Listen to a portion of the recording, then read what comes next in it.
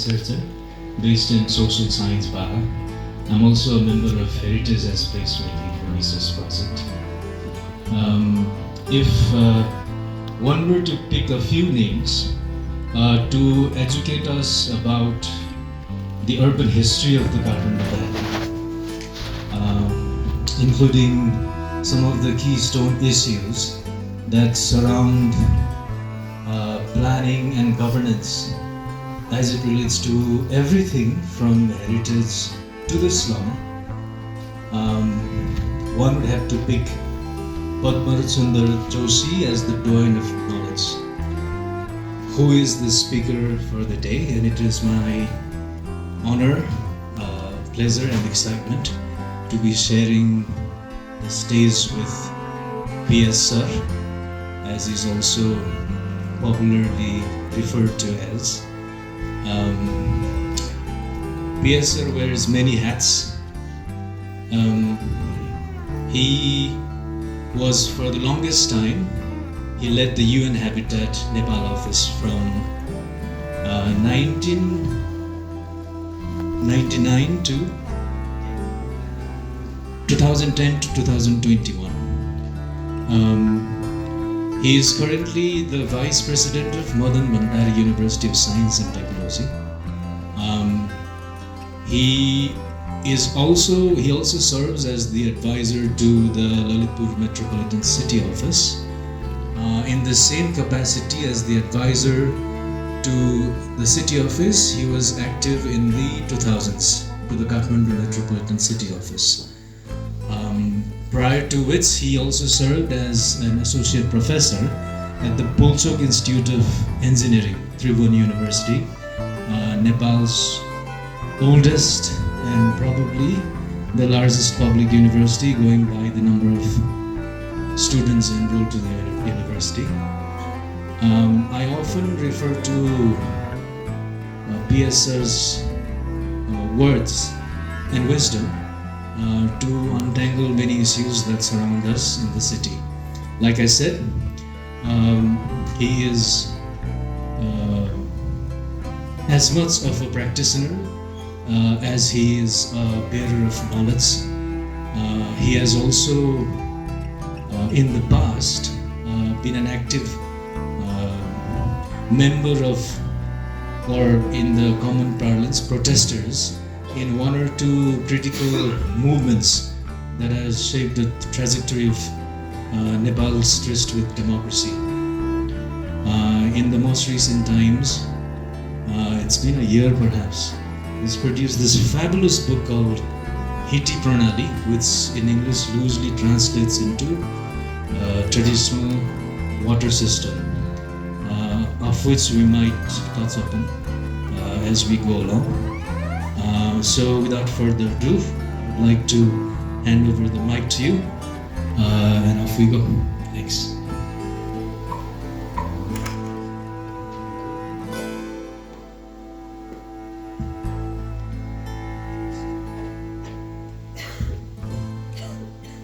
Thank you, Shabinji, and thank you so very much for inviting me to this presentation here.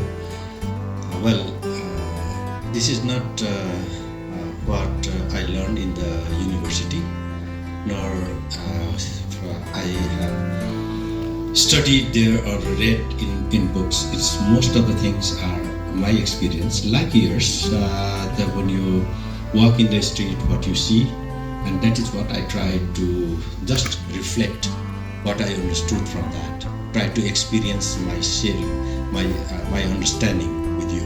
So not necessarily what I'm saying here is perfectly correct, but that is my observation, how these cities has grown and how these cities could be managed.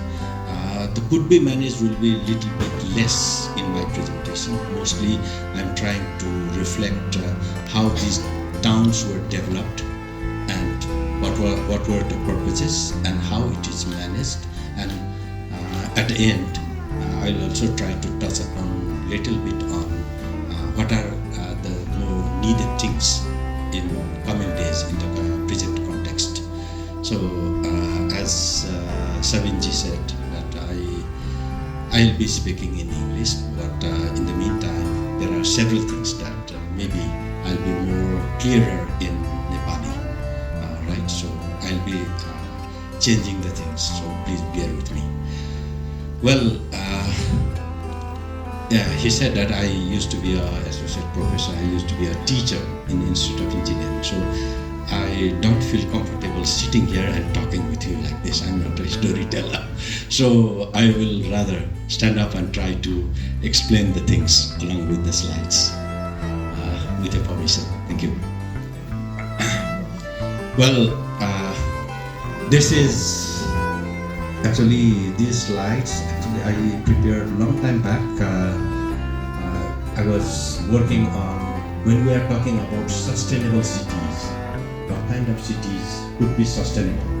To be a sustainable city, or in other words, somebody we also like to call it an eco-city. Then how that eco-city dimensions are there compared to what we have in these newer towns.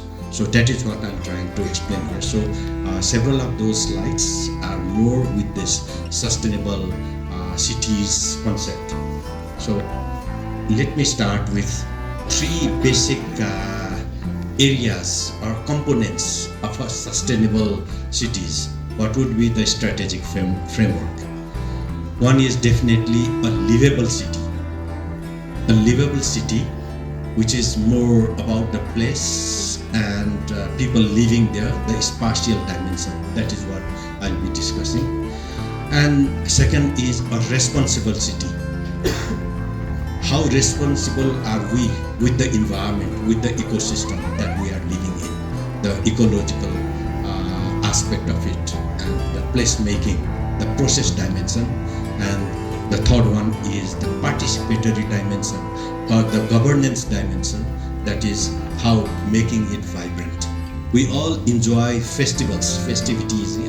Every time there are so many things happening in the streets, but have they something to do with the city management? That is what the part I'm trying to explore, the way the city that we observe, that we enjoy, that we live in.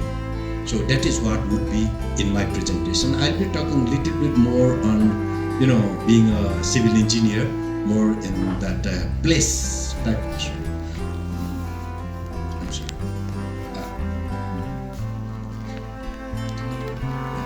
More on these spatial dimensions and also on governance dimension. Little bit on this process dimension because of the time. Well, when we talk about Kathmandu Valley, many of my friends have already seen this, so please bear with me. There are many repetitions. That is, if you see the historical development of this Kathmandu Valley, Nepal Mandal, how we call it, is we have got a history of Kirats, Lichivis, Mallas. Even before Kirat, there were Mahishpal, Gopal Bangsa, and etc. Those were there, but we are more talking about then after. And when we see this, Kathmandu Valley is very, very old city or old town, how you like to call it. Cities of Kathmandu Valley emerged as a Kirat settlements, and that was flourished by the Lichivis, and it was more very expanded, and it was more developed during the Malla period. So that is what we see during this course of history. We see the Kathmandu Valley has developed. And the name of Kathmandu Valley actually is Nepal, which was borrowed later to name the whole country. So in earlier days, when I was a kid, even people from the mountains, they would say that, well, I'm going to go to Nepal. So meaning going to go to Kathmandu. And why this Kathmandu Valley is so much important, why that civilization flourished here. The economic dimension, if you see, there are two major dimensions. One is the Indo-Tibet trade. Until 1930s, 80% of the trade of Tibet was controlled by Kathmandu Valley. From here we are controlling that. But after when the Britishers built this Kalimpong road to reach to Tibet, then we lose all. Even if you go to Saku nowadays, you will find a post where they used to tie the mules to carry away all those goods from Kathmandu Valley. So that was the one of the economic base, and the second one is very fertile soil of Kathmandu. The soil is so fertile. Now, once in my master's study, I was looking into what is the fertility, and at that time, it is in the 90s, early 90s, and they said that, just the paddy, if you take the case of paddy, it is 2 ton per hectare is the average production rate in Nepal on those days in the 90s, early 90s. And at that time, without even irrigation, the production rate of Kathmandu Valley is 7 ton per hectare. That will just give you the example how fertile the soil is. Because of that, all this wealth is created, and the whole civilization is built here in Kathmandu Valley. So these are the trade routes.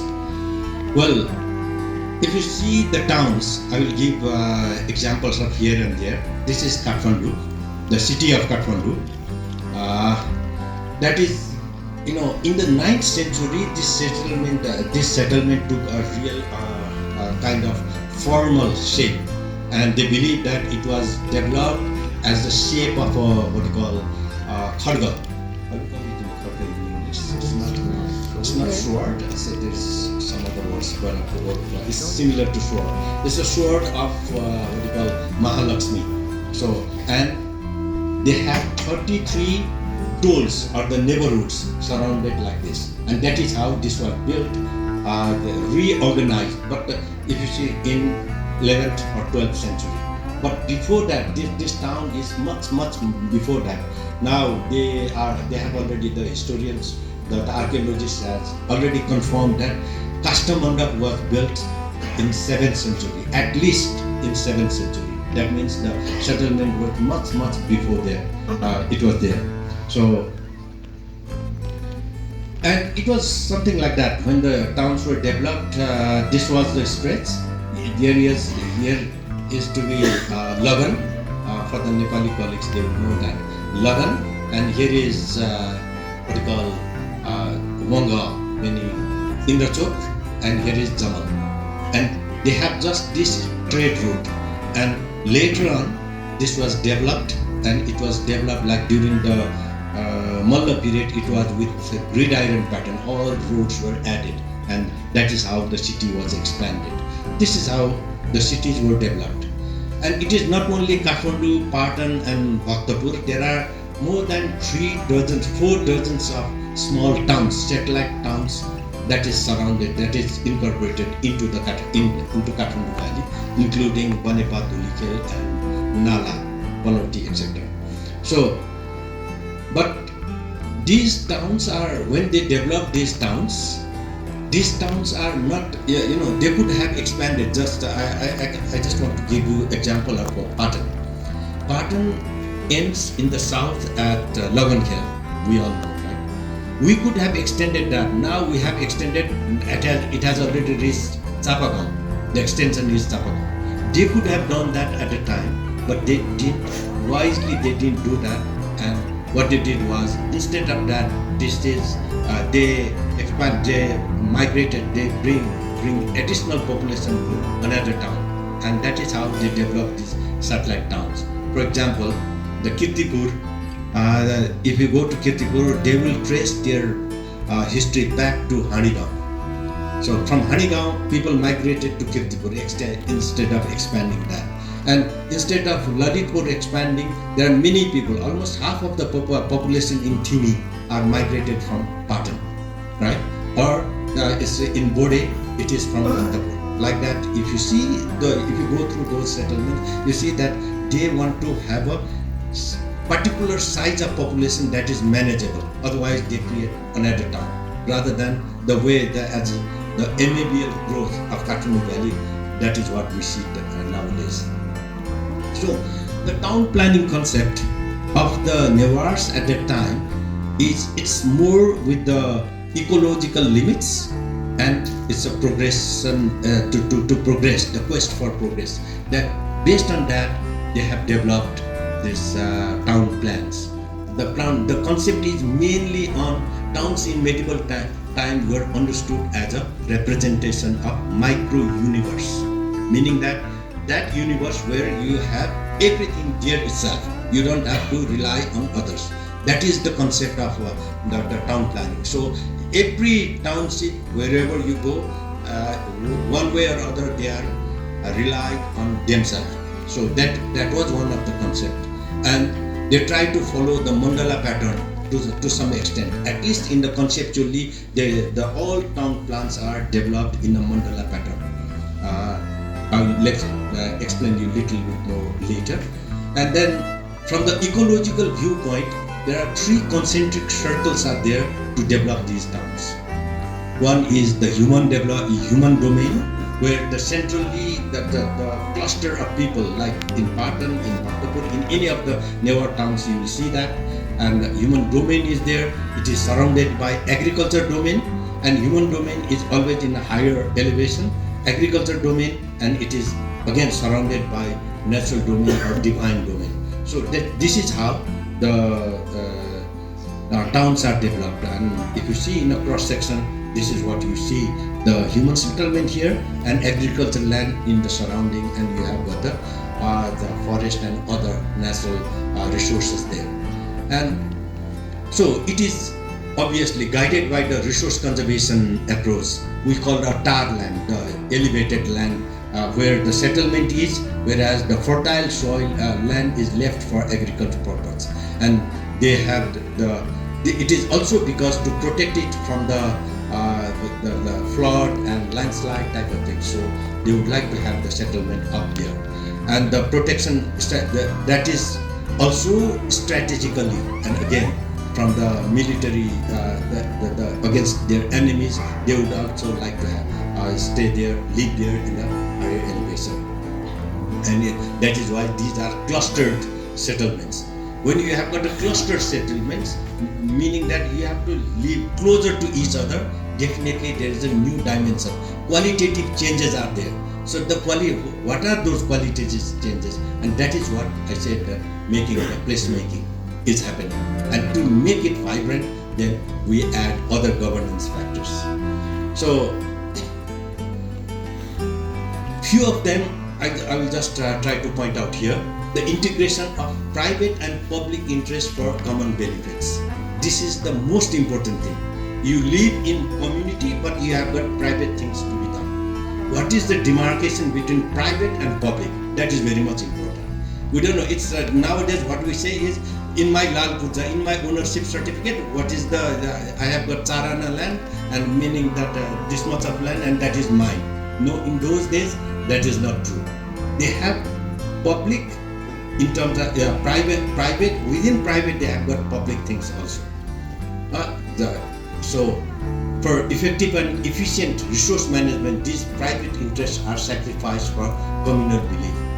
Have you ever seen in other cities? I have never seen, but here this is the property of a person, but this road, this walkway going through is public. You can't claim. You have got the Lal Puja, you have got the ownership certificate of the whole land, but still this is public, right? And this is the front of this house. This is actually private land, but they are so happy to donate that to make it public, to make a party. Right? Nowadays, it doesn't happen. They would like to have a shutter and the shops there, but that is how. Or saga, if you see, these are the thing. And just to mention the 2 or 3 words here. These lands are again multiple use. In a temporal, in a day at time, in a single day, in 24 hours, the purpose is different, the use is different. And similarly, just try to explain 2 or 3 words here. Gola, Dranga and Pringa, these are the terms from Kirat time. This is not Sanskrit, this is more from Kirat time. The settlements are called Gola, the Dranga and Pringa. This is a small scattered settlement, Gola, and then it takes a form of a bigger town, and then Pringa is a larger town, just like Khopringa, Khopa, what we say, Timringa, like Tingi, those are the bigger towns. So that is how they used to distinguish, and later we used to call it Desa or De.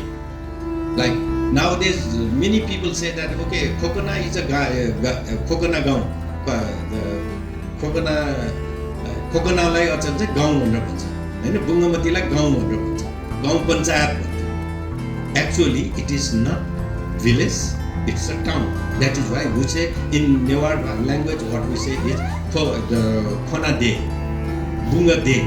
De भनेको देशको shirt firm दे हो त्यसैले त्यसलाई town भनेर बुझ्नु चाहिँ जरुरी छ यो मैले म्यानेजमेन्टको एस्पेक्टबाट भन्दै छु it's so important to understand that those are the towns so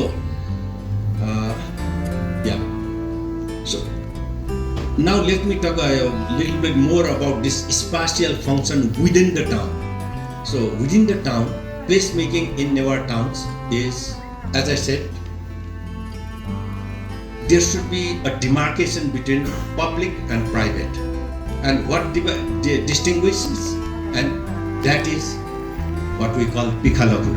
This one, people going outside the home, it's a public place. So if you are going outside, if a woman has to go out, they will just pull their what you call the shawl to put in. So because they are going in the public, or this line, this actually this pikhalaku, this mandala separates the house. Inside is their private, outside is that public. That is very much important. Whenever if you see our many rituals, our activities, you will just notice it that this separates public and private. And similarly, falcha, no? These parties I just mentioned about. Even if this is the private property of this house, they are very happy to donate that for the public function. Anybody can go and sleep there. No, yeah, they can enjoy, they can rest, they can they stay there, play cards, whatever. After children play, they do it. And similarly, the saga is a common courtyard, a small pit where the neighboring all houses throw their waste, and these waste are time and again collected after it is composted, and it is taken to the agricultural land. That is again a resource management aspect. And you see the areas. In the newer towns, if you, I don't know, many of you must have observed that in our childhood, we never go to our friend's house in the upstairs. We'll just go to the courtyard and they'll friend, come outside, we would like to talk. And our meeting room is there. This is where we meet. We don't need a kind of a living room. That is very modern thing for us. Our living room is that. Sorry.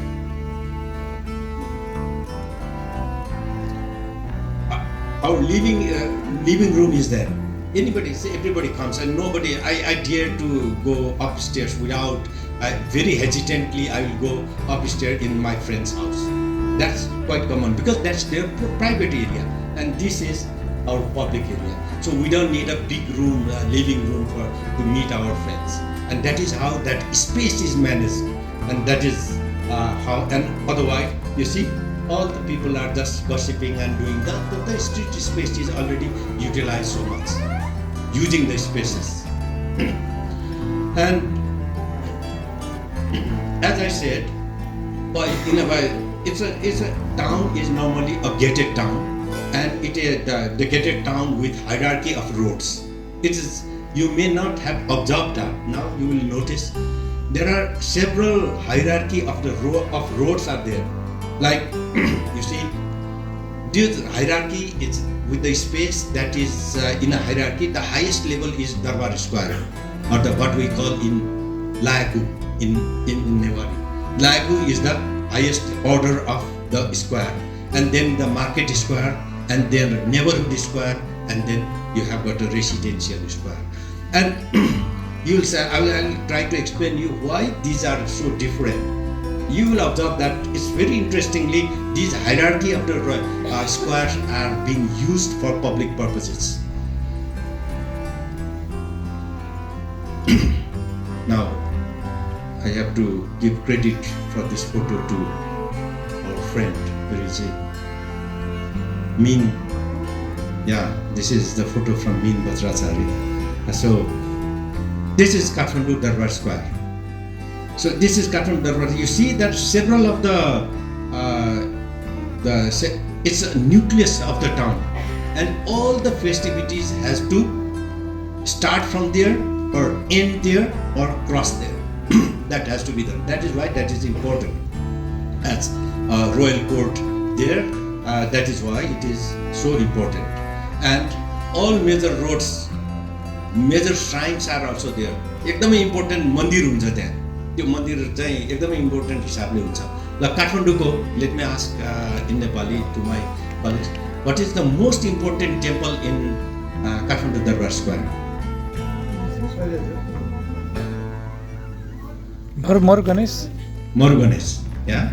Taleju is there. Taleju is dedicated by the king. The king thinks that it is the highest and tallest and biggest and whatever. But for people, the small temple, even without that, what you call pinnacle, no? Without pinnacle, and that in a corner, that is the most important. So in Newar culture, it is not important by size. It is important by belief. Wow, people respect that. So here also, you see all those things.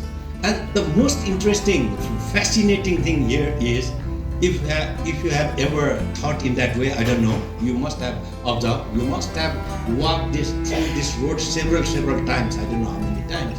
But if I walk here, when I reach from Makan, when I reach to this place, what I see is I am just attracted by a big temple, Taleju temple. I see nothing. I am so much impressed with this temple. And then little bit I go, then I forget about temple and I see something here, Mahadev temple, right? They call it Pashupati also, the Mahadev temple. And then once we cross the Mahadev, then comes the Kal Bhairav. You see Kal Bhairav, you see nothing, Kal Bhairav. And after crossing Kal Bhairav, you see this big bell, and on the other side, the entrance of Hanuman Doka. Then you cross it, you see another temple and another temple. Every time when you see in front, you forget about what you have seen back there. So that kind of excitement is always there in the streets while you are walking. And you continue that, you go up to the end, you'll see all those changes. That is the, if I have gone several times to Paris, the boulevards are so impressive, so big. So what? It's monotonous. Now here monotony is not there. That is the beauty of these towns.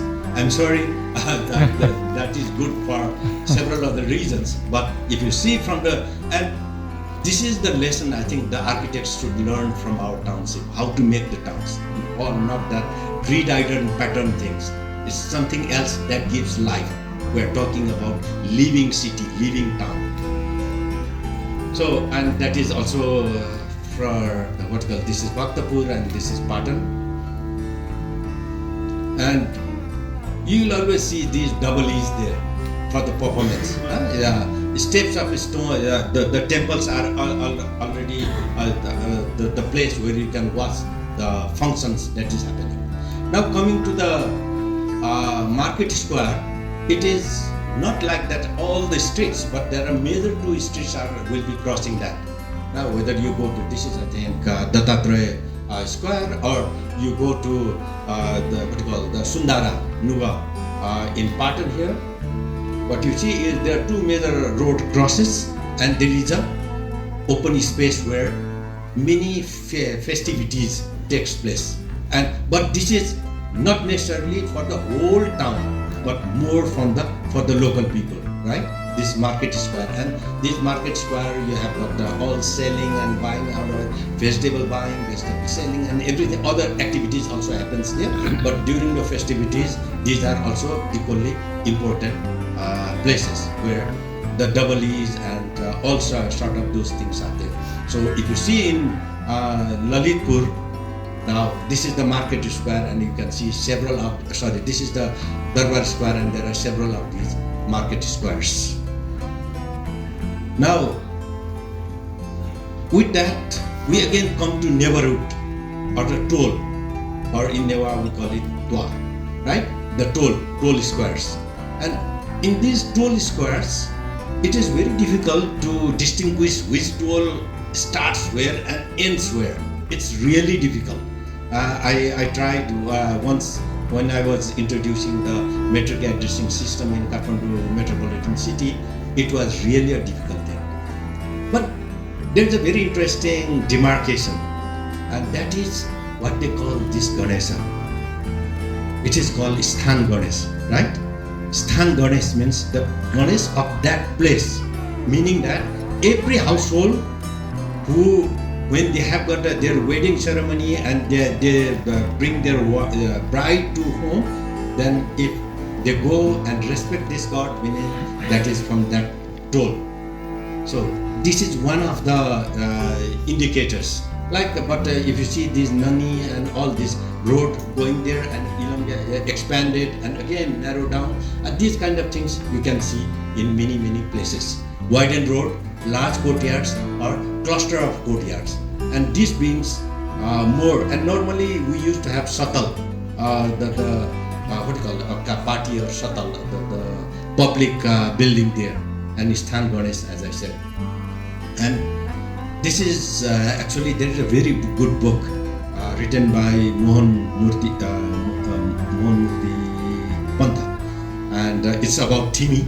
I borrowed that from that book, and he has tried to go each and every house and try to see who are living there and who belongs to which neighborhood and all, and these different colors shows that different tone of the neighborhood, and that is how this can be distinguished. Or I was trying to show you, even if this house is next to this doesn't, this house is next to this house, but this is another toll and this is another neighborhood, and so many things differs once that they are from the different neighborhood. Like show you like this, the upper one is one neighborhood, and this is the middle neighborhood, and here comes the lower neighborhood. That is Marutwa, and this is Datutwa, and that is Inayatwa. The toll is different. The main road is here. The main road doesn't distinguish the neighborhood. So this is how the settlements are formed in our towns. Oh yeah. And within that toll, we will still have what you call the residential squares, like this. So there are so many residential squares. And let me come to another type of public space that is so important, and which the cities in Kathmandu has lost quite a lot. That is what we call kyo or khel, or the open ground. Normally every city, every town will have their open ground next to it, and that open ground has a ecological responsibility to be fulfilled for the town. And this is just like, it's like a lung of the compact settlement. And now in the earthquake of 2015, all people were living here. If this ground would not have been there, then we can think it's not only these people. Even since the such ground is not there in this expansion on the other side, in the eastern side, from Khatekula people were coming here to stay during the earthquake because they don't have cure. But in Kathmandu, they have this, and it is not only in Kathmandu. In Patan, you have got Jaula Khel, you have got Logan Khel. No, there are even this place. Where this building is? This building is in Bolakyo. No, Bolakyo is a kyo. Actually, now we have encroached it and built this gigantic building. But this is an open space of that time. So, and the main purpose of this is recharging the ground. It's an open space. It's a grazing yard, right? So, the recharging function, you normally find water bodies there. Here and there, you will find the water bodies. And why this is so important is it is a part of the whole ecosystem. And now these are about the spaces. Now I will try to go little bit on, not much on this resource management. The agriculture is so important. And for this agriculture to conserve that, as I said, showed you earlier, there was the settlement is there and the agricultural land is next there where that can be easily irrigated. So this is how this irrigation and these things takes place. So land management is an important component there. Energy management equally important. How we conserve, how we use passive solar design. As an engineer and architect, people can understand how these clustered settlement you still enjoy sunlight. That is very important. And water management and waste management. And we not only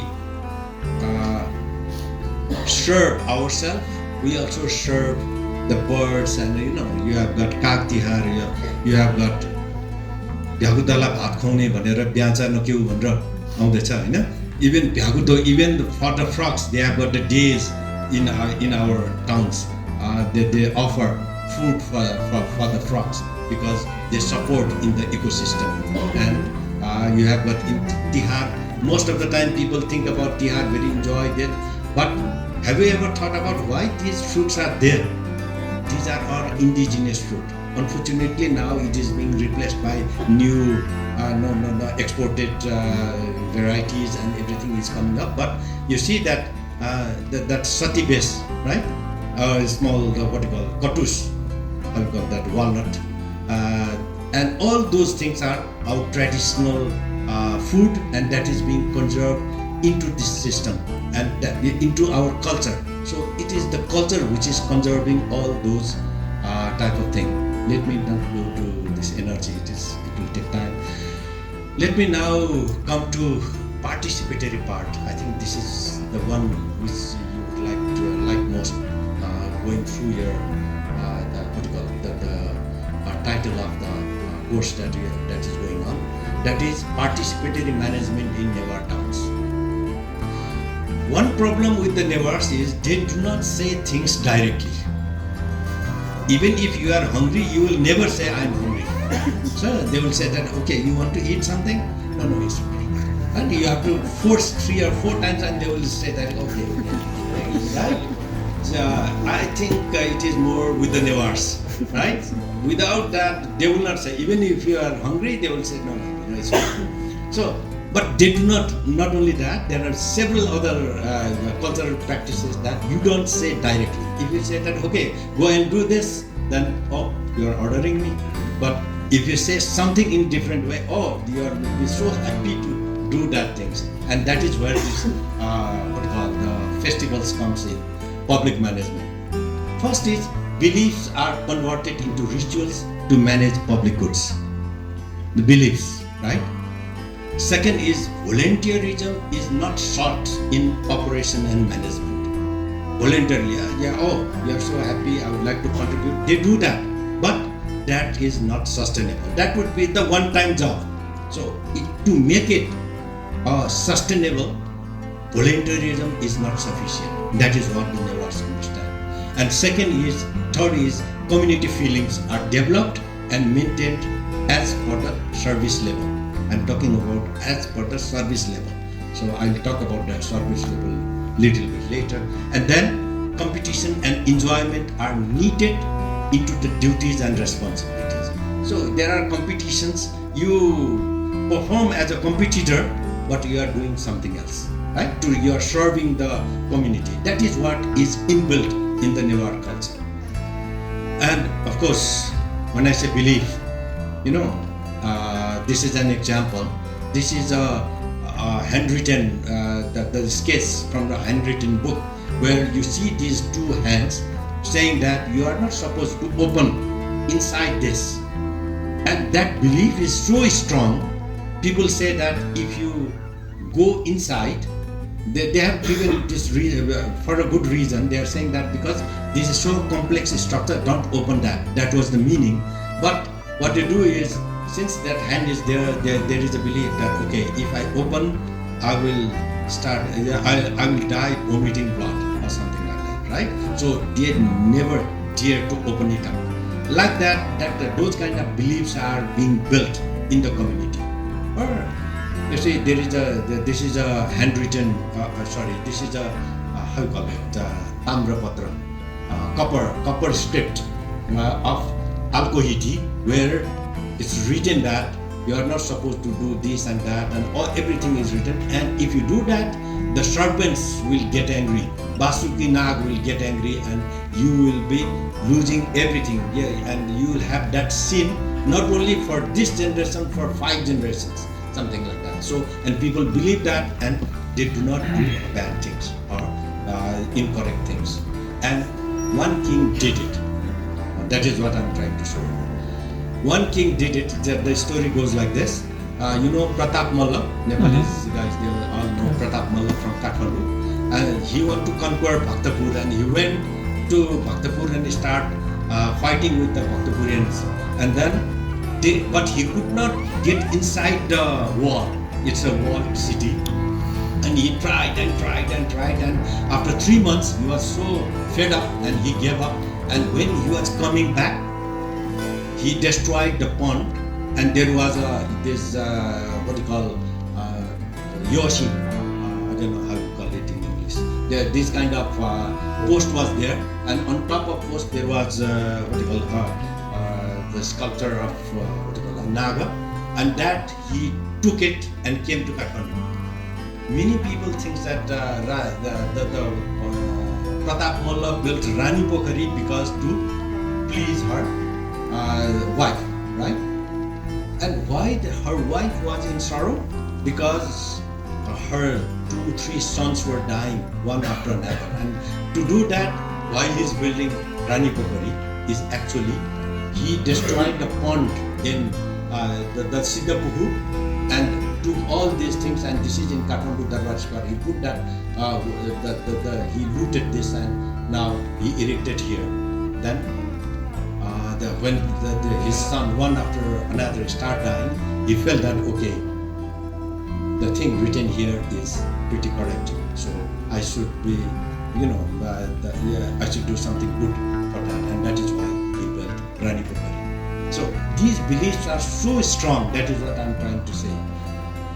Well, now talking about public management, there are 3 levels of management: family level, community level, and state level. Let me go with that.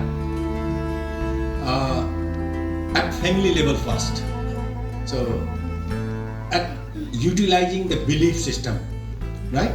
Nag Puja, pleasing the serpent, Chema Puja, these are very common thing for the Newars. And not only for the Newars, many of the Nepalese, other ethnic groups are also practicing that. But I give you my story. When I get ill, when I was a kid, my mother used to take me to somebody who knows these things, right? Guwajukan lier jantyo, and Guwajukan lier gaisikeपछि they will say that Guwaju does all those hanky-panky things, I don't know what, and he will say that, oh, you have got a Nagados, you have got a curse of Naga. If I translate it correctly, I don't know how it is. And then what I need to do is going back to home, and my mother would be telling me, shouting at me, saying that you must have tea next to the water bodies. And that is what on those days the major diseases are waterborne diseases, right? And you have to take care of water bodies. You clean it up. That is what we do, and this is what they are doing here. This is cleaning, and to please the Nagas, we put this serpent type of things, and we try to clean it up. And nowadays people forget all those things, but just the puja is there, but cleaning is okay. But that is how the family used to take responsibility of managing the things. And another very important thing is this Digu Puja. We call it Digu Puja or Degu Puja. It's a Degu Puja.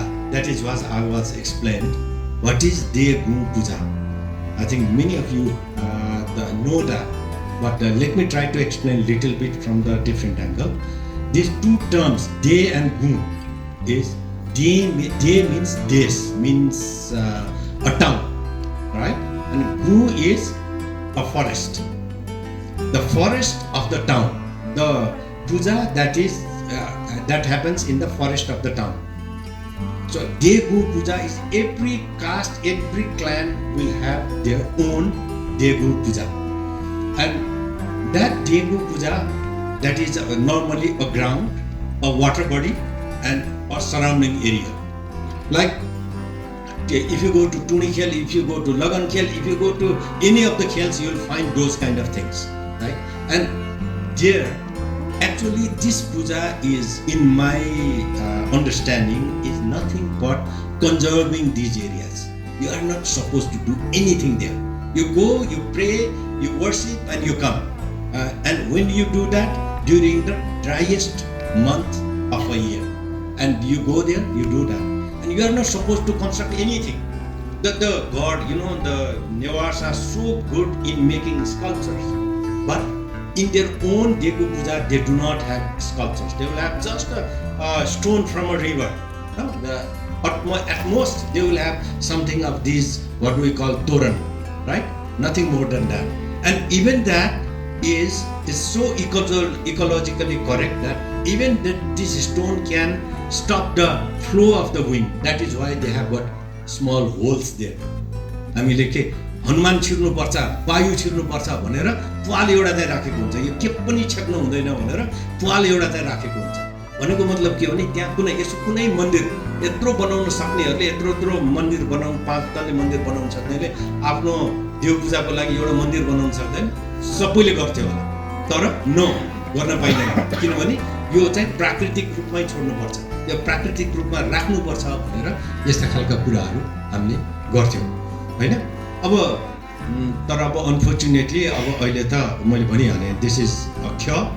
अनि यहाँको मैले कथा सुनेको थिएँ, यहाँ कतिपयको पूजा हुन्थ्यो, अनि यो ज्यापो समाज यो गुठी के अरे यो बिल्डिङ बनाउनु कतै अन्त सार्नुपर्ने अवस्था आयो। सार्ने र नसार्नेको बिचमा चाहिँ निकै लामो झगडा पनि भएको थियो। पछि नगरपालिकाले पेलेर लग्यो, सार्थ्यो। तर यो भनेको चाहिँ हाम्रो कन्जर्भेसनको एउटा प्र्याक्टिस हो, how you conserve the things.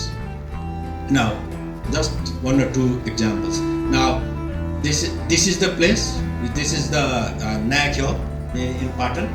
If anybody of you knows that, this is behind what we call the Patan औद्योगिक क्षेत्रको पछाडि चाहिँ नाख्यो भन्ने छ। त्यो नाख्योको हो। अब यो नाख्योमा यसरी चाहिँ जबरजस्तीसँग चाहिँ यति राखेर सबै बाटो-साटो बनाएर पठाइदिएको छ। अहिले एउटा मुद्दा भइरहेछ। Sorry, I speak little bit in English, आज इन नेपाली। मुद्दा भइरहेछ के युवाहरूको चाहिँ हाम्रो गुठी के हाम्रो देव पूजा गर्ने चाहिँ मिचियो भनेर अहिले भोलि तपाईहरुले सोशल मिडियामा देखिराख्नु भयो होला। यही ठाउँमा हो। यो भनेको यो ठुर भयो पुल्चोकको, यहाँबाट झम्सीखेल जाने बाटो हो। यो सबै ख हो हिजोको। यो त मेरो विचारमा यो ठुलो हुनुपर्छ। यो राणाले दरबार बनाउँदाखेरि यो सबै मिचेर खाइदिनु हैन। तर यो सानो टुक्रा हुँदाखेरि यहाँ पुरै देवाली गर्ने पूजा गर्ने ठाउँहरू छ। अब त्यो चाहिँ अहिले हुँदा त्यहाँ के होटल रेस्टुरेन्टदेखि लिएर सबै इन्क्रोच गरेको छ। जबकि यो एउटा प्राकृतिक रूपमा बचाउनको लागि राखेको कुरा हो हैन। अब अल्टिमेटली हेर्नुस् न, यहाँ देवालले चाहिँ यहाँ रिटेनिङ स्ट्रक्चर बनाएर यहाँ सबै गरेको छ। यो चाहिँ त्यहाँ महालक्ष्मी थानिएर हिजो अस्ति भर्खर मेरो श्रीमतीसँग हामी गएको थियौँ। हेर्छु त यो बाटोमा यो एकदम अप्ठ्यारो भइरहेछ। अब यो कुन चाहिँ सिडिओ आउँछ अनि उसले भन्छ यो बेकारको यो किताब राखेर यस्ता 10 वटा छ, लगेर अन्त राख्दैन भनेर भन्छ।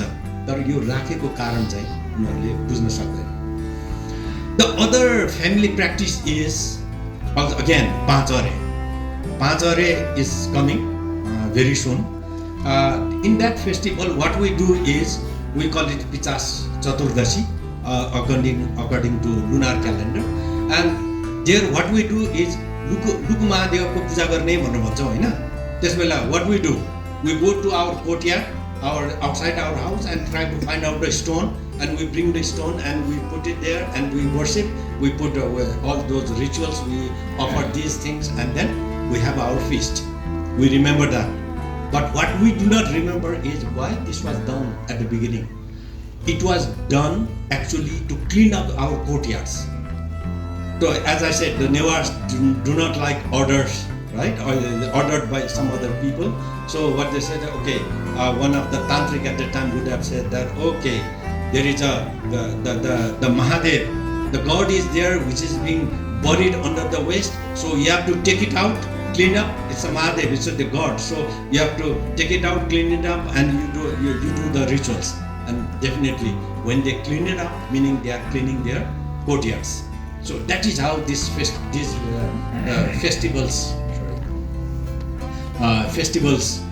come up to clean up the area. And now coming to community level management, place to make community living. To make a community living, as I said earlier, culture. It's a community living, even if it is a private. And if you see the day, the whole hours of a day, if you divide it into morning, afternoon, evening, or whatever, you'll see that the children are playing there. And after some while, when there is a sun, the elderly will be basking there, sitting in the sun, as you see everywhere. You will not see in any of the cities in the world, as far as I know. I have been to many cities, but you don't find these kind of places where people bask, people talk, and it's a private land given for the public purpose. And then in the evening, again, you have got a bhajan in the same pattern. So same places, and again, if the women have to wash the clothes, they will come here, put their water, and they do that. And if they need to dry their grains, they will do that. All these multifunctional, multi-purpose use you will see in the community. And very interestingly, I noticed this. This is my wife. This is my small kid. Now she's big enough. She's no more with us now. But while preparing this slide, I saw this picture, and I didn't with purpose. I did not take this photo for that purpose. But what I noticed is, there's a small hole here, right? That hole. This is from Bhaktapur. You see that hole? And this party is not only for human beings. This is for the dogs to sleep, right? These are for the dogs to sleep. So we are living the organisms all in harmony. That was seen in our earlier town. And you see that this is from coconut. So every courtyard, every place, people are playing, working, whatever they need to do, all things are done in public. So its Newars are famous for doing things. It's a public space management is so important. Now during the festival, these WEs will be used for the performances, demonstrations, performances, and during the time of harvesting, they are drying their grains. Nowadays, I think they would like to take it out because the car doesn't go straight and sort of things happens, but that is the case. And another is very popular. Now tomorrow is the day, what we'll say, World Water Day. For the Newars, for the Nepalese, it is not tomorrow is the water day. We'll have City Napa actually is our water day, where all the community comes together and start cleaning wells, cleaning hitties, and everything that is done. That's community. Nobody is paid for that. Nobody is requested for that. They all gather, they come together and try to do that. And they believe that there is this is what they call Kumar. They call it Kumar Shashti, right? That's the birthday of Kumara. And Kumara is a god of rain. So that's the baby of rain. So Kumar Shashti is actually, they say, Dharankusha. Dharankusha means, Dhara means rain or water. Ankush means it's a seed. It's a seed of rain that starts from that day. And after that, there will be no festivities for the Newars for I think 2 months, right? That's the time of plantation. So no more the rituals and all those things. You have got the time to work in the field. And this is how it is done. And otherwise, we have got a Guti system. The Guti system is a system where people do not believe their sons and daughters, but believe in community, and they they donate it to the community to establish puja, be it a management of a temple, maintenance of a temple, maintenance of a hiti, whatever. So this is how. Once I have got let's say 10 ropanis of land, let's say the half a hectare of land, then I will give that in that guti, or it's a kind of trust where we donate that to the trust, and once it is donated, it is public, it's not private. And even my son cannot say that, okay, this is my father gave it, so I would like to take it back. They can't say that. That is how even this guti system is coming from the time of Lichivi period. I don't know, even it was there in Kirat period, but from Lichi period, with the inscriptions, we can say that that system was already there, and it is still surviving. And another important point is, when I talk about public places, is Chapa. This is very much I observed in Patan. I don't know much in Kathmandu or Bhaktapur, but in Patan, although this picture is from Bhaktapur. These are I think this is also from Bhaktapur, and this one is from Patan, from Chasal, very nearby place. And this Chapa is Pati and Chapa, Phalsa and Chapa. There's a difference. Is Chapa is double-storied or multi-storied. Pati is single-stories. But here, the community owns that, and this is such a strong asset for them that unites the whole community. If they have got a wedding ceremony, they have got I don't know, there's so many other functions, they will have feast here. So, but nowadays, even in Patan, the community feeling is much more stronger compared to Kathmandu. It's mainly, in my opinion, it's mainly because of this Chapa. This Chapa owned by them, and where they have this unity. And nowadays, in many places, this has been replaced by multi-storied structures, and then again they rent out some spaces. The earnings are utilized for public purposes, right? That is how these chapas are done. Now, at the end, the state level management, managing the upstream elements, meaning when you have, for example, if there is something happening in my family, I will be responsible. If something is happening in my neighbor's family, they will be responsible. But if there are some common things we need to do, the community has to be responsible. But if something to be done, here we are in what's called Chasal, but something has to be done in Mangal Bazar, nobody would be responsible, would be interested. The interest level will be very, very low to go and work for Mangal Bazar from Chasal. But there are many things that has got an impact on the whole town, whole city. Then at that level, then we try to get the collective responsibilities, and that is where comes these managing the upstream elements. Like for example, the Rajkulu, the irrigation canal that need to be mended, that need to be maintained. If you need to maintain that, not a single community would could do that. It's such a big, huge task. So the whole community has to go, whole town has to go there, go to maintain that. So in that way, if you see that these state level management practices, you can see. And for that purpose, many festivals are created. And these festivals it's enjoyable, it is there, but mainly faith and beliefs are knitted into to make people come together to work on that. For example, Jatras, the festivities. What you see that this is in Tokha, or this is in Hanigaon, this is in Kirtipur, and this is in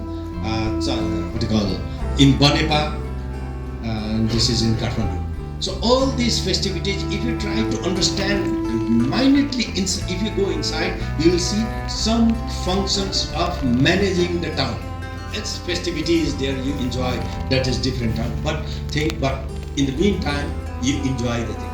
And not only that, for that purpose, there is a belief that our towns are protected by Ashtamatrikas, the 8 mother goddesses.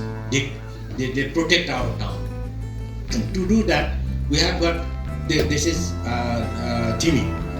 In Timi, we have got, not only in Timi, in Patan, in Kathmandu, everywhere it is there. I am just getting an example of Timi, where we have got 8 goddesses, right? 8 goddesses in 8 corners of the town, and they believe that these goddesses protect us from external enemies, and we do have internal enemies also, like diseases, the fight between the what do you call it, within the family or outside the neighbors, and those kind of things are taken care by these goddesses. So they have these temples outside, there's their shrines, and they also have their deochen inside the town, and where they also worship. So every god will have their temple outside, goddesses will have temple outside and also a shrine inside the temple.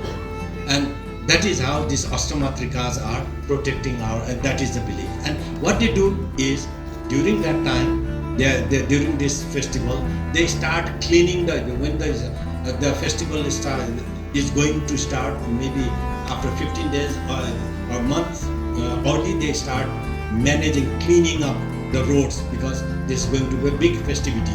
They maintain that road, they maintain their walkways, they clean up the drains and everything, whatever they need to do, they do it voluntarily. There's no need to say, the municipality doesn't need to send sweepers to do that. They do it in their own community, they will do that. And that is how the towns are managed. And yeah, you see, this is very interesting that they go with chirag, with the torch. They have got this evening or night festivals. They go in 3 o'clock or 4 o'clock, they have to go to the temple. So they go with the torches, right? It is not only managing the city, it is also protecting the city. On those days, there is no paid armies. Regular armies were not there. All the youths are the armies. Yeah, they used to have fight with another community, another town. So this is a kind of rehearsal of those fighting. So you go with these torches, and in some places what they do is they will have different types of what you call music instruments. But in some states, what they do is they perform, they play not the rejoiceful the songs or the music. They go with the music of dead body, right? As if that somebody is dead and they are taking that dead body. So all those practices are a preparation for the what you call protection war, for the youths. Those kind of things happens. If you go more inside, I don't have much of the time, so I will not explain. I can't explain much on this. But that is how the towns are managed. Okay, okay. So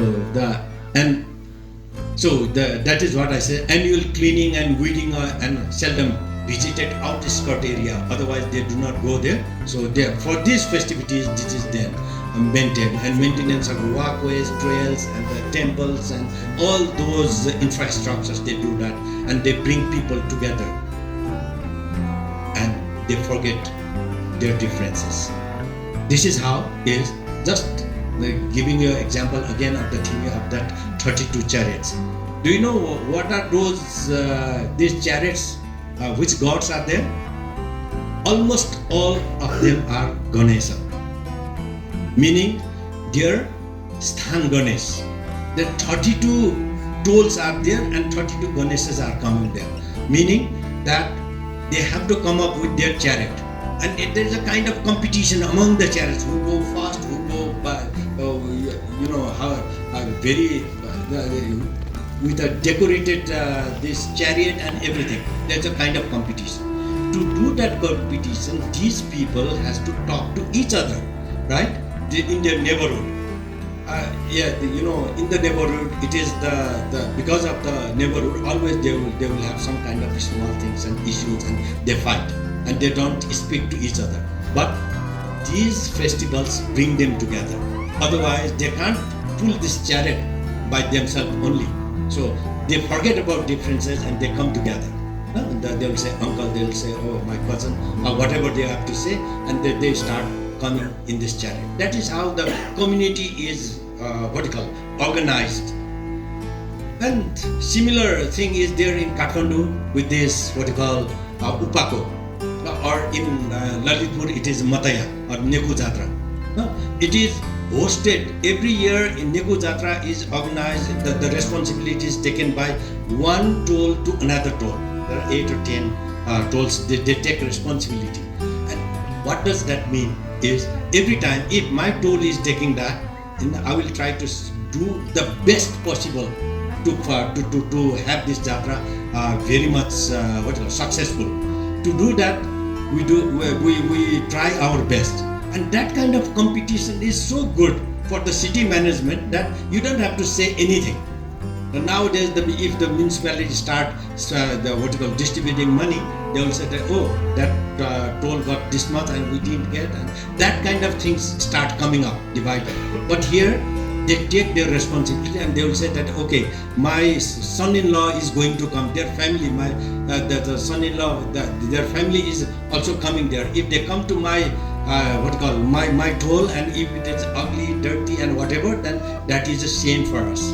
So let's try to do best in my turn, and that is how they make these festivals more rejoiceful, more clean, more better. And this is the in Kathmandu, this is the actually the real old original boundary of Kathmandu. They go all around, and when they go all around, that means every year they do that, and if there is something broken, and it will be their responsibility to manage that, and that is how they do it.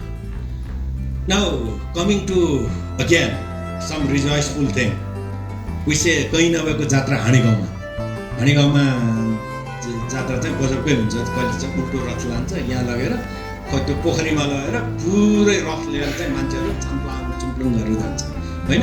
कहीँ नभएको जात्रा भनेर अब हामीले नबुझे मान्छेहरूले भनेर आउँछ। त्यो जात्रा चाहिँ किन गराएर छ त्यसरी भन्ने कुरो चाहिँ यदि खोज्ने हो भने that would be very interesting. That is, they bring this into a pond. The pond that is man-made pond.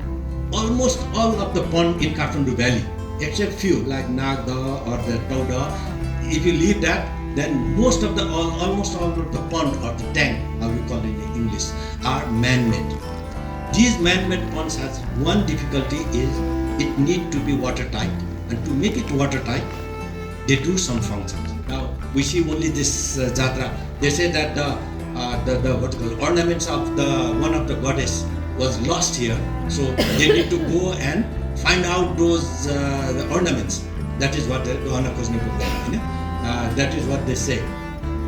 But what they do is actually they are maintaining that pond. They are maintaining that pond, meaning how they are maintaining that pond is, I don't know in your countries for the other colleagues how you do rice plantation. You have got rice plantation. In rice plantation, for rice plantation we have to have a standing water. Otherwise, rice is actually a wetland plant. So it has to have a rice standing water. In rice plantation, what we do is, we play with mud, water and whatever. It's not just for enjoyment. Actually what we are doing is we are trying to keep the water standing. When you mix water with clay, then it forms such a thin film on the top surface beneath the water that it retains the water. It doesn't allow the water to infiltrate, percolate easily. And that is what needs to be done to keep the pond throughout the year standing water. And that is what they are trying to do. And not only that, in Kirtipur also they do that during the time of Gai Jatra. And this is from what's called Harisiddhi. In Harisiddhi they do this. They say that from Fulchuki Mai is coming down, and they say that Vasundhara Mai is coming up, and these are the senior most people of Harisiddhi, and this is called Japuhu at the center of the town. And in this pond, first these old guys swim in, and then they allow other youths to swim in, and they swim from all directions. They mix the water in such a way that after all the pond is stagnant, and then the water is retained there. And not only that, here this is again in Kisipidi. If you know Kisipidi, on the way to Thalkot, you know Gurdudara. Next to Gurdudara, there is a settlement which is responsible for what you call taming elephants. So it is their town. What they do is they have got different story there. They say that the Lakhe need a blood of the what you call blood of a chicken or a rooster, and what they do is 1 or 2 days before there is a Kapali community who comes and they stabilize the pond, and they are not supposed to touch the water until the Lakhe comes. And on the day of what you call Gai Jatra, the Lakhe comes and they were sacrificed with this rooster, 2 rooster, and their blood, when it is poured into this pond and it is allowed to touch the water, and all the youths, they jump into the pond to swim, and that is how they manage their pond. And same thing is here in Mataya. You go to Prayag Pokhari, right? And they say that you have to cross that pond, you have to enter into the pond. That is what they say, because there's like I don't know how to translate in English. There's a Boitarani Tarne. को लागि त्यहाँबाट जानुपर्छ भनेर प्यापोकोबाट जानुपर्छ भन्छ. अनि यो प्यापोको unfortunately they have now plastered and done all hanky-panky things there, but still that is how people are moved into the pond to manage that. Okay, there are few others in Kokana, in Timi, in Bode, and there are many other settlements they have with these kind of things. And if in Bhaktapur, on the Gunpuni, that is the full moon day, the Janai Punne in Nepali, what they call. On that day, full moon day, they go to wash 9 hitis. They say Gupu hiti Sikegu Jatra, and all people goes to visit this, meaning that maintaining those hitis. And in Kathmandu, Sundara, many people think that we all were taught in the school that Vincent Thapa built this Sundara, and that is not true. That is not true. I can give you several other reasons, but here it is. In Maru there are what you call the Manandars are there. The Maru Manandars have to go on Baishakh Egate, the first day of Baishakh. They go to Basundara and pray there. They worship there and come back, and they take bath in this hiti, and then only they can go back home. That is how it is. The intangible heritage is, intangible practices are protecting these things, and there are many.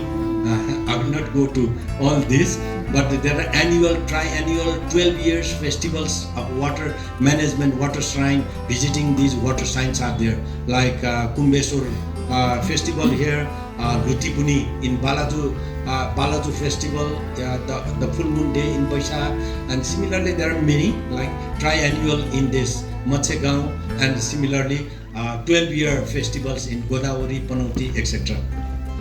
And among that, the largest is the festival of Dungadeo, of Machendranath Jatra. And in this Jatra, what they say is, this happens in Baishakh Jet. It's coming up pretty soon, and in the springtime, in the dry period. And in that dry period, what they say is, to start this festival, all strategic pond, it need to be filled with water. And during the dry period, how can you fill water in a pond? It's not just possible. There is no rain. But what does it mean is, as I said, the Nevas doesn't say directly. What they mean is, you clean up the canal that is bringing water to these ponds, so that people from this Nugawatar, from Sundara, and all people goes up to Dholaiti to clean up every year. They used to do that practice was there until this ring road was constructed. Now after ring road, they have already not practicing those practices anymore. But that is how people are mobilized to manage these festivals, and they are giving. It is so participatory. There's a day the women will pull this chariot. There are several other. Each and every caste and creeds in this town are involved in the making of this festival. So that is how this festival is a very longest festival also, and people believe on that, they enjoy, but in the meantime they manage their towns and cities through this enjoyment. Last is again is the what you call when you have these festivals and this, but you also have auditing. Did you did well or not? Right? That is very interesting thing. The auditing of the festival. You know, auditing in the government. You know, if you spend something that at the end of the fiscal year, the auditor comes and says that okay, you did this thing right or wrong and whatever.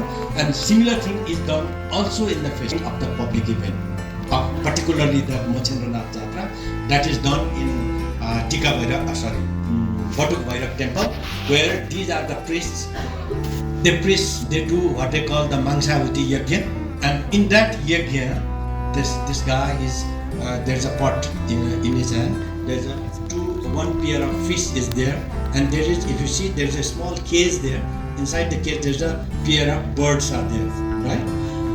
Pair of bird is there, and he says that okay, I have done my best to make it successful. I haven't taken any personal advantage, whatever. He tells in front of this temple, and ultimately he says that this year the festival was quite successful, and whatever here in a decorative words he has to say, he will tell that this is the head of this priest, and he read it out, and then once he read it out, and that is that the bird is left, released to send that message to the heaven in the sky, and the what do you call this? The fish is left in this pond.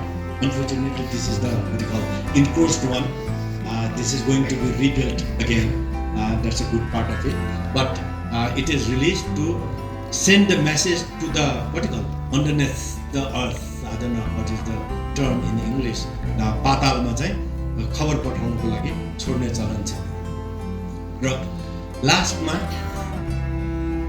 what went wrong, what we learned. के भयो त? यत्रो सबै मैले कथा भने अब के भयो त भन्दाखेरि something went wrong long time back. It's not today. And the first thing, in my opinion, is something done during the Sahar dynasty, particularly the Ranas. We have got that conservation concept, the concept of town, making town, that you live in a cluster, leave the agricultural land, and these guys, these rulers, they started making a big plot of their palaces, and they destroyed the ecological concept of the system, the whole township system, and these all palaces, you know, they started encroaching. How big are they? I have calculated, I forgot the size, but whole Thimi town can be incorporated into Siho Darbar, that big. Siho Darbar is as big as Thimi town. So you think about the people who can live there, and a prime minister at the time can live there. So this is the problem, and at present survived as a ritual, and many of those understood as superstition. So okay, these are the superstition. यो रूढिवादी कुराहरू यस्ता खालका कुराहरू गरेर के गर्ने र हामी जस्तो young generation चाहिँ we think that this is a stupid thing, my mother is doing, my grandfather is doing, but we don't try to understand what exactly the story behind that.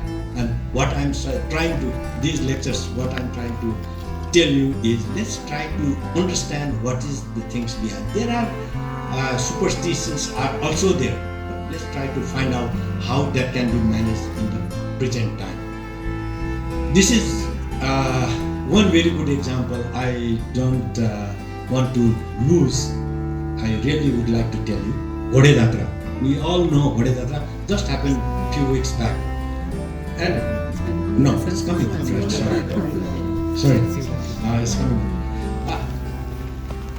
And in Ghode Jatra, what they do is, in Ghode Jatra, it's a kind of actually that was a traditional festival there in Kathmandu, that you have got horse, and that is given some alcohol, and they run and whatever they do. But that is the new king from the mountains. When he came, he wanted to show off, and what he did is he used all his regular army to show off the strength, and they organized this whole jatra. And actually, if you see that this is on this day, this is we have got a public holiday to observe this jatra, right? The state sponsored Godi Jatra. And who participates? All these army people, all the government officials and all. And sorry.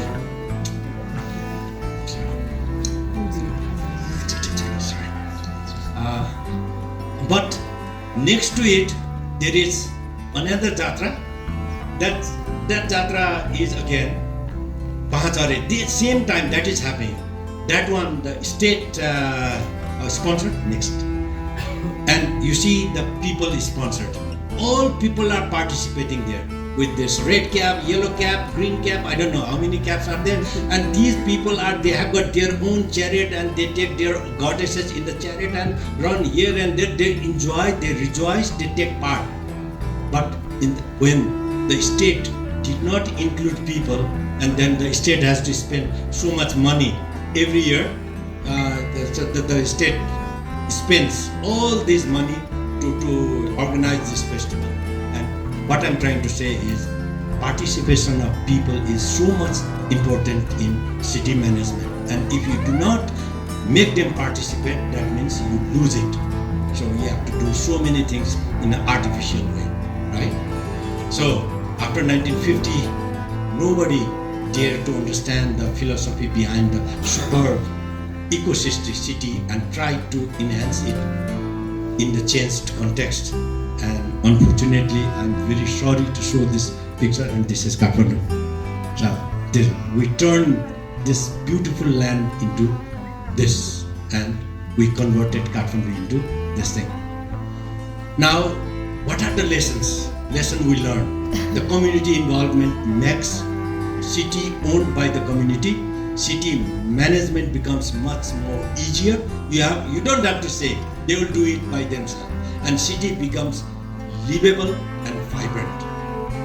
The challenge, however, is how to translate this approach in the new context, the present context, because the way of living has already changed. There are no more farmers. Now farmland has already turned into housing colonies. So how to translate that? That is a challenge. How to bring the youths here, right? So it's not only the traditional things. Now we have to go for these kind of dances. Where is the place for that? If the city doesn't provide, if the community doesn't provide, definitely people start feeling they are aloof. They are not integrated into the whole community, and that doesn't happen. But now, fortunately, these are things happening. These are the pictures of recent pictures. The women who used to just watch the festivities from the windows, they do not dare even to come to the street. Now they are the part of the whole function, right? You see the women drinking the beer in Kathmandu during Indra Jatra. It's so enjoyable. So there is not only the dark part. We do have interesting things happening.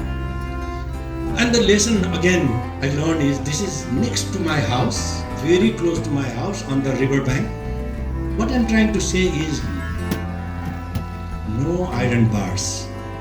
When we say public is public, you should not restrict people to go enter, enjoy it.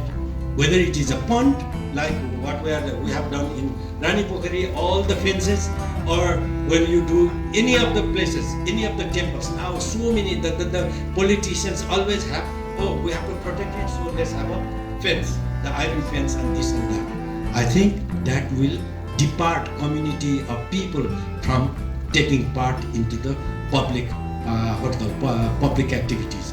And this is, I just wanted to show that this was a very nice corridor on the river bank of Bagmati that was built. Now some guys has an idea that some people have just crossed this once or twice, and they think, oh, that's a very bad thing happening, and he added one more fence and try to make it. You see how unattractive, how negative these parts are compared to the same place. So no more iron bars. I think that should be the approach the city should be taking. City management becomes easier. The lesson, this is, I'm proud, I've got my friend also here. We used to work for Kathmandu Metropolitan City, and this mandala, there used to be the houses, Maitigar mandala. We built it. When we built this, we have got in mind that this should be a public place. So no more fences, nowhere. You'll see no more fences there. So we don't want fence. Now this became one of the most democratic, stage for the people nowadays. If you have got something to shout, if the government is not listening, all people go there and start shouting. This is the democratic center that we have. We are so proud that we did that. People, think that actually at that time there was a fight between mayor and deputy mayor that whether we should put a fence or not. Right? A long discussion that happened, and ultimately we could come up without fence. And now if you see that there are some thorny plants has been planted again, unfortunately in these days, but what we expected, it is just like a chair that need to be constructed. So this is how we try to address. After all, people have emotions, how to earn that trust. So address the youths, address the women, create a space for participation, and how to utilize people's emotion in city management in present context. That is, I'm not answering that, that's a question to you. Thank you.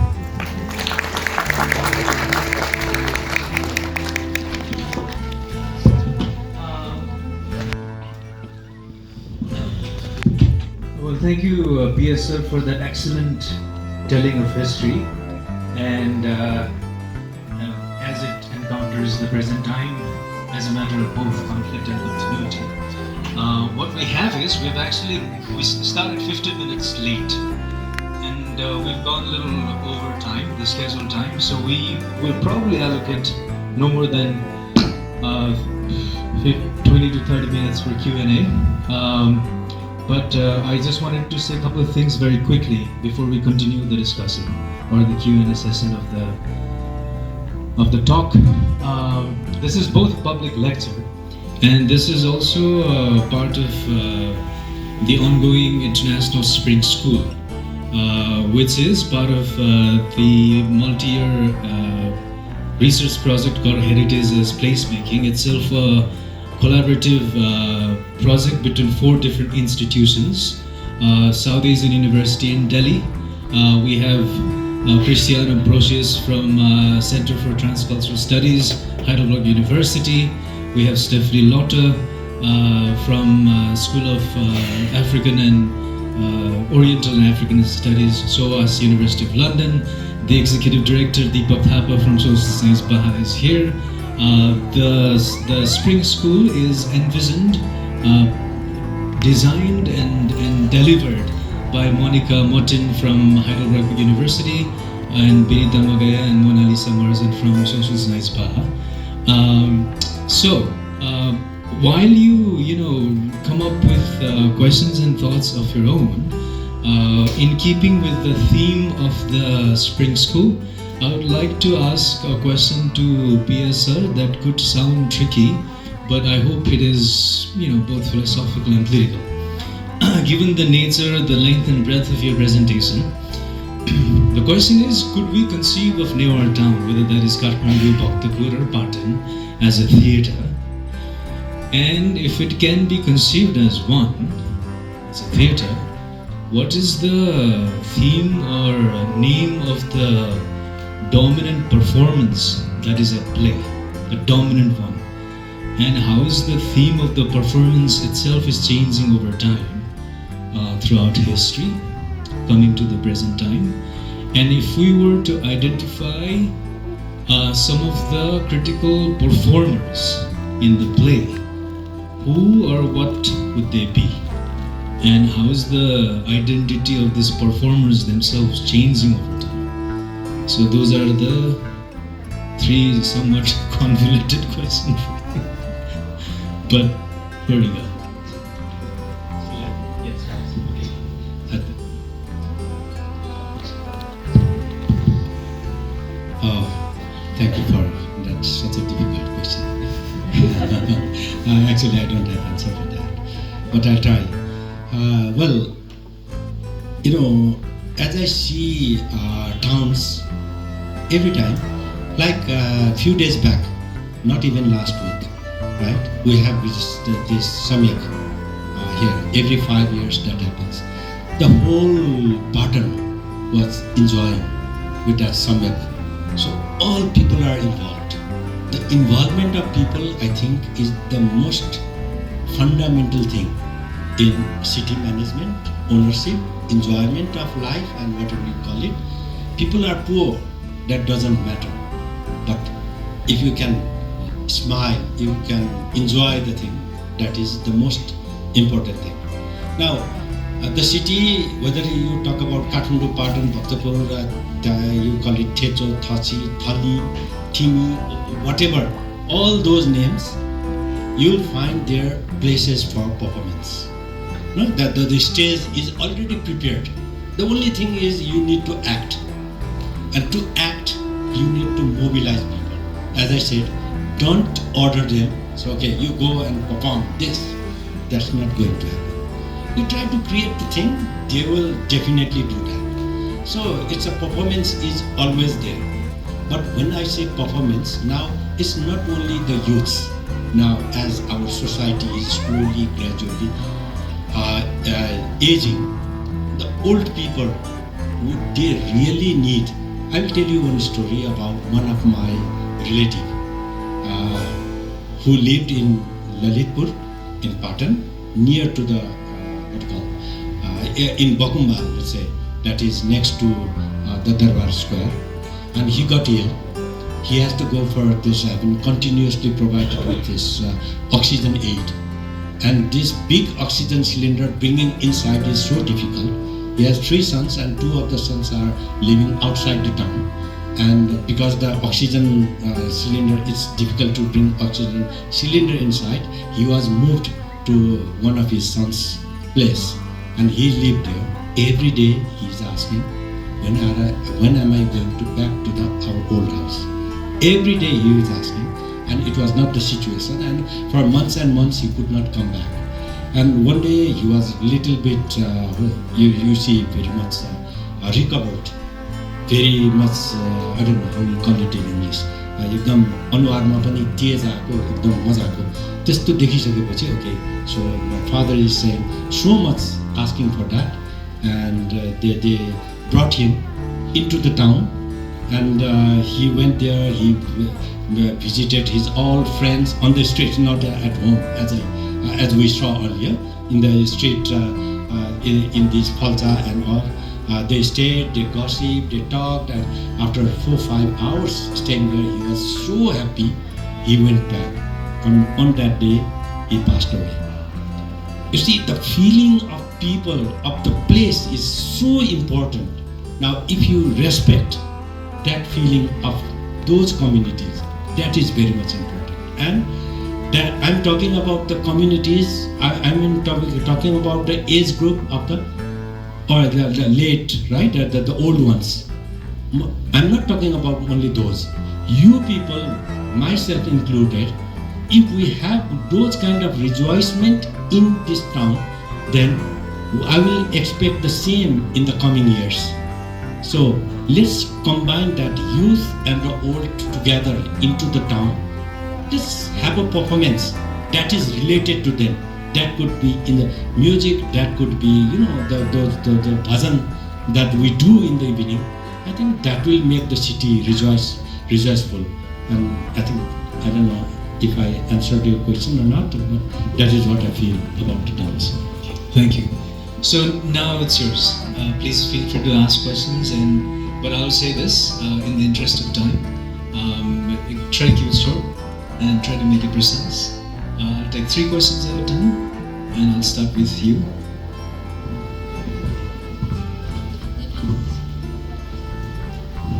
It can be in English.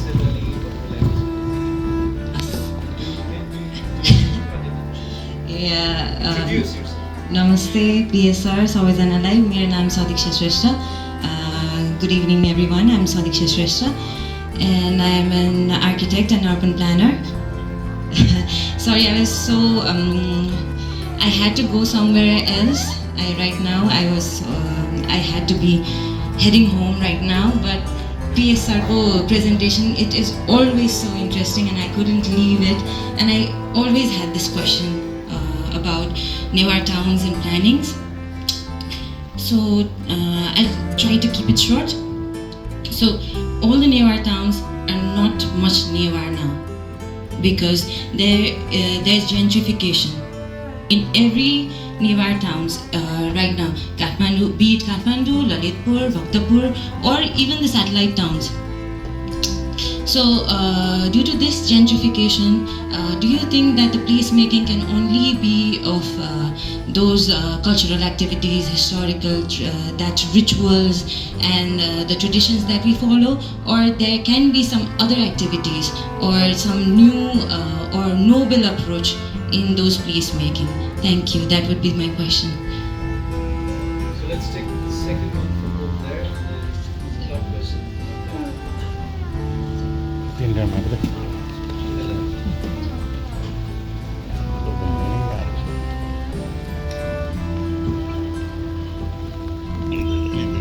Hello, Namaste sir.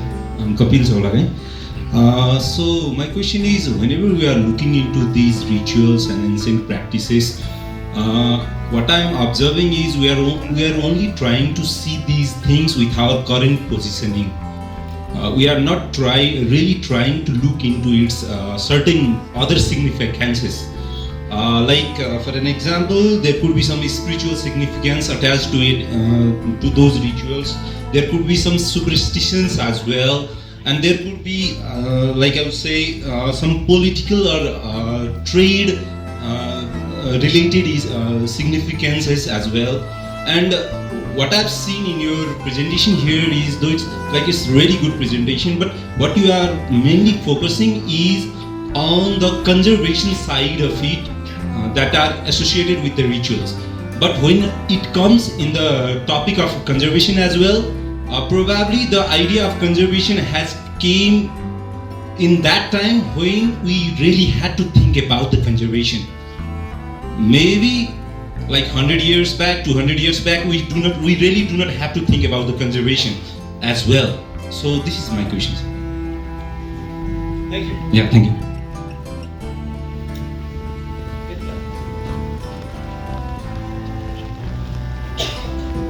Namaste sir, I'm Pravita Shrestha. And my question is, I have very kind of belongingness for Falsa Shata and त्यो कुरा यति धेरै मजाले बुझ्न पाएँ that I have always admired Falsa Shuttle and those private public spaces. But what I have also been noticing is I will give Tami Nordevi जाने बेला एउटा ठ्याक्क कर्नरमा there is a kind of, I don't know should I call it Falsa Shuttle anything, त्यहाँ चाहिँ अब खानेकुरा Italy जस्तो बनाएको हुन्छ, we pick it up and we go. अनि अर्को यही हाम्रो पाटनको सौगोलमा पनि छ नि, हाम्रो स्विट्सहरू मिठाईहरूको हुन्छ, त्यहाँ बनाइरहनु भएको हुन्छ भने अर्को चाहिँ इट्स इन बाखा बजार ठिमीमा पनि त्यहाँ चाहिँ अब नेवारी आइटम्सको त्यो पसलहरू सञ्चालन भइरहेको हुन्छ नि. So are this places like definitive यो नै यसको लागि पर्पस हो भन्ने हो कि was as like you said in your presentation कि these are the places for public purposes भनेर, but they have been kind of captured ni ta. Is it that the context had changed ki is there something that I am missing out? Okay, so stop here and then go for the second one. Okay, पहिला हाम्रो सदीक्षाजीको question चाहिँ जेन्ट्रिफिकेसन, that is really a challenge. And when I say challenge, I'm also in the middle. We can't go behind, so we have to look forward. In that context, when we talk about festivities, I have written one article on this Indra Jatra. What I was saying there is, जो मान्छे इन्द्र जात्रामा रमेको छैन त्यो काठमाडौँमा जमेको छैन.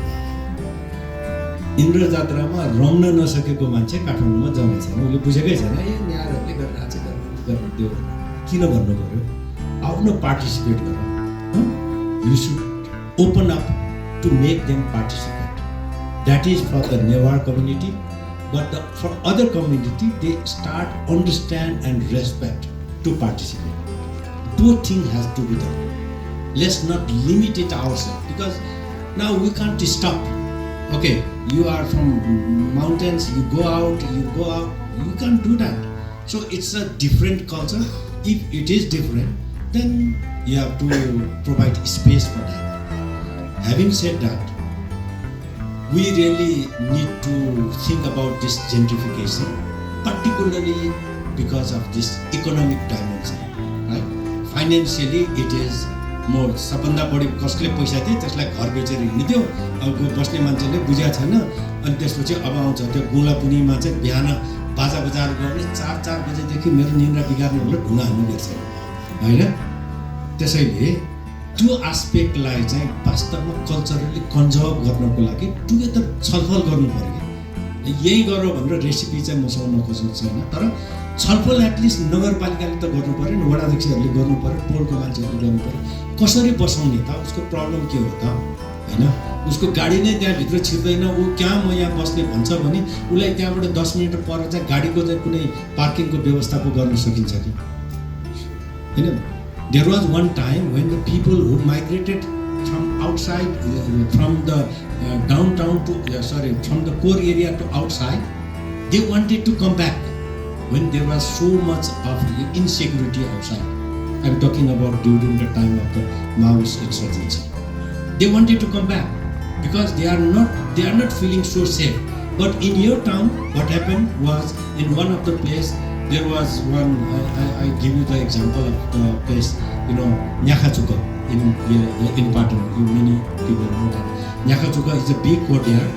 And they do have this water system, water rationing system, because of not having adequate water. They are supposed to start from this hour to that hour. And there was one guy who was renting a room there, who happened to be from the chief district officer's office. Is there some senior office there?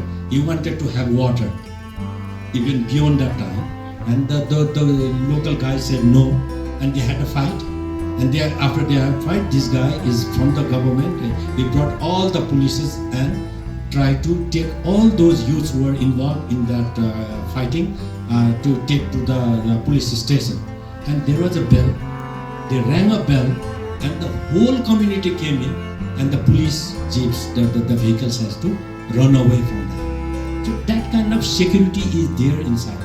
Now, if you try to see that, show that how secured inside, how your old mother or father is just basking on the sun in Falsa. You don't find in my place in Baneshwar or the Maharajganj or anywhere there in Kopandol, you don't find that. So if we try to show that, and that is possible, I think that much on that. And second one is, I didn't really understand the question Kapilji asked, that spiritual and what I can say is, it is again conservation. Yes, I am from the conservation side. When I say conservation side, I am not talking about living in the history. When I say conservation, try to learn all those good things from the history and try to think about future and try to live today. So conservation is definitely, if the stories that I told today, if that is interesting to you, if that helps to govern our towns, then we should not shy away to learn from that. Let's try to learn from that. The spiritual and superstitions these are very personal things also. So I think I leave that to the person who believes on that, how they believe. But in general, we are talking about conservation. Because we are living in a 2 millennium old towns. We are not living in a new town somewhere else, but this is the old town. Then if you want to live in the old towns, you have to behave like how that is demanded in old towns. Like you go to Paris or you go to, I don't know, the Venice and other towns, the heritage towns. So you are supposed to do something what is demanded in that area. I think I go with that one. The third one is Prabhita Shrestha talking about Halsa. I don't know the three references you have given. I do not exactly know what that location is. But your question is, can these Halsa or the party, these rest houses can be used for private purposes, right? That is what I understand. Because somebody goes there and open a shop, maybe a snack shop, and he or she is occupying for long time. So as if it is his property. No, it should not be. It should be public. When it is public, people can come, they enjoy their snacks, they can sell there whatever they would like to do, but it's not. It should not be occupied for the long time. Maybe 2 hours for vegetable selling, and rest of the time the elders are living there. And Lalitpur Metropolitan City has rightly done that. If I recall one of the news few months back, that from Sundara to Tongal, all the Halsas which were occupied for selling, vending the goods, they removed that and saying that this should be a Halsa. I think we should go for that one. Okay. So, we have to, I'm sorry, but in the interest of time, we'll take the last two questions. There's one from Angrezi Nepali. Okay, my name is Vishwa Sakya. I am from one of the beautiful city of beautiful place of Lalitpur, this Okobaha near Mahabuddha. Yeah, my question to PSR, first of all, I want to thank him. It's very good presentation. My question is, what could be the appropriate method to revitalize these core cities? We all said that they must be revitalized and they could regenerate or something like that, but what could be the proper method for that? That's my question. Thank you. One last question. I don't think it's going to be you. With the Wale last. Yale and Yale. So, and then we close. I'm extremely sorry. Thank you. Namaste. I'm Suraj Kanal. First of all, I want to thank PSR for this wonderful presentation. Before going to my actual question, I want to make a remark on the Choppa. This Choppa culture is, I don't know, what I feel like after seeing this presentation is like, these days maybe we want to live our life more lavish, and so we have been transforming our culture from Choppas to these party palaces. So that is, I think, for the conservation initiative, it has to come within us by ourselves. So I'll go to my question. I was expecting some in this presentation. I was expecting some views from about these days now for last 10 years we have our directly elected representative in the community from within our community. We have our leaders. So in your presentation, what do you think in the process of this revitalization of these newer towns, what I missed and what I want you to state your opinion on what should be the proper role of these directly elected representatives within the community. What they can do for these state managed state managed schemes that you showed. So I was wondering, so that is my question. What would be role of the leaders? आजको कार्यक्रमको अन्तिम प्रश्नकर्ताको सौभाग्य चाहिँ मैले तपाईलाई सुम्पेँ हैन. Thank you very much. Nice. Yeah, I'll be very concise. And the good thing is, it's not a question, but actually I just wanted to share my perspective. So, good evening everyone. My name is Krishna Kumar Maharjan. I am an architect and planner, currently working under the Ministry of Urban Development. So, I belong to this place, Pata, actually, from the Newar community.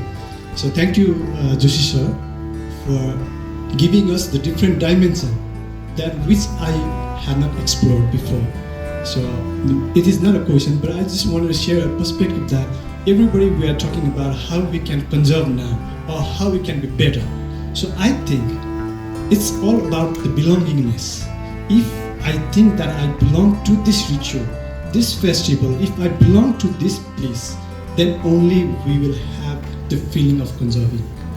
So I think even from our childhood, from the very early childhood, it should be enrooted in them that this place, this festival, this culture belongs to me. Then only we can conserve.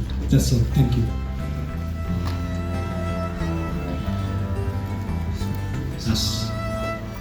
दुईवटा question छ एउटा चाहिँ विश्व साक्यजीले लेखेको भागबाट proper revitalisation method I think revitalization, one of the big challenges the cities that the early town is facing is overpopulation. You know,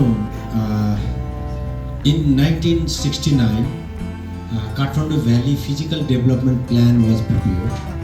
At a time, the designer, the planner, suggested the government that this is overpopulated. So this need to be corrected. You need to move the population outside. So this town need to be conserved. 1969.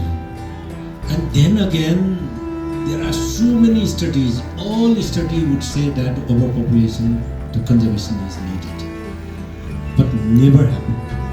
And what happened is due to the recent development in this construction technology, you can go as high as possible. But when you go as high as possible, you can't widen your road as wide as possible. How can that be possible? This is we are creating a kind of dead trap. So definitely land use plan is one of the fundamental thing, and that is not only for the traditional towns. It is for all areas, all townships in Nepal. That is the most important thing that need to be done. And try to make the life differently, livable. Nowadays, the motorcycles. Yesterday, I was with two of my Japanese friends roaming around Lalitpur. I was so disappointed. They were so disappointed that every time from this side the motorbike comes, from this side motorbike, and I'm trying my best to escape the main roads, trying to go into gullies, the nannies and gullies, and trying to do that. So that is one of the biggest challenges. So try to see if you want to revitalize, meaning how to reduce that pressure in the state. But there are many other things that can be suggested, which is one very important thing that need to be done. Second question is from Suraj Khanalji about the process of revitalization again, right? Again, and proper roles within the community. Well, before that, when you before that, when you talk about Sapa, I really would like to say that if in newer towns they have got Sapa, the community building, let's put it this way, in a normal town. If you have got a community building, why the municipality is not investing on building a community building in other towns, outside the core towns? That community building is such an important component in community making, that if you have a community building, people are so much united. They live together, sit together, talk together, and try to come up with something new. So I don't think that community building like Chapa is only good for these traditional towns. It's equally good for other areas, newly built areas on that. But when you say the political representatives, like what the say, what the role? they are doing, in a way, one very good thing is revitalization. To some extent, the public space improving part they are doing. But my suggestion would be more, let's invest on community, not the structure. They are more interested in making falsa, making this, making that. But the Guti is being destroyed, right? People are migrating out. How to keep them? Let's invest. If the Nagarpalika says, the municipality says that, okay, I want to invest on this, then if it is a construction thing, they will immediately approve it. And if it is going for the Guti or for a certain sort of tradition, conservation of tradition, training dance or the music instrument, okay, we need to think. So much money for that. But if there's talk about the falsa or hiti or somewhere paving the road, they will be much more happy to do that. I think they need to change it. Invest on people. So it is more important to invest on people than infrastructure. And you know that none of these communities, even the community, always what they demand is, I want a paved road, I need a drain, I need this, all physical things.